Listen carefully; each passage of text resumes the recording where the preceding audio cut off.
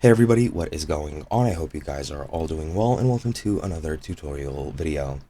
In this video, I'll be explaining to you guys how you can make a zoom video of Google Maps, so let's get right into it. Now, the first thing I would recommend you do if you do plan on using Google Maps is turning on satellite mode, but not even this is the best possible option since as you can see, you have a lot of these locations tagged on the map already and it doesn't really look clean if you want to use it. It also has, depending on the zoom level, it has other institutions, some landmarks, and things like that. So if you want to zoom in, that'll be on the screen and it won't be as immersive.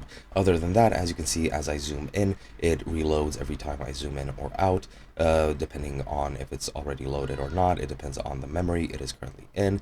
So if you want to, you could possibly load everything like this and then zoom in like that. However, that is not the optimal option since I'm not sure how long it stays in memory and it just doesn't look immersive at all. If you want to do some video like that, I do recommend you use Google Earth, which does have a 3D render of the Earth through satellite imaging, and you can do it like that. I do recommend you use the standalone desktop version instead of any other version since as you can see it's rendering very poorly and slowly on the web version, so it is not very useful like that, but you can zoom in pretty easily and I do recommend you add some transitions. So for example, start zooming in through Google Earth, then once the detail file falls off, use another satellite image of specifically that area that is much more higher in detail, and then after that use a drone shot or whatever you want of just falling down, and that is pretty much the best way you can do it. I would suggest you add some transitions in between those clips, but that is pretty much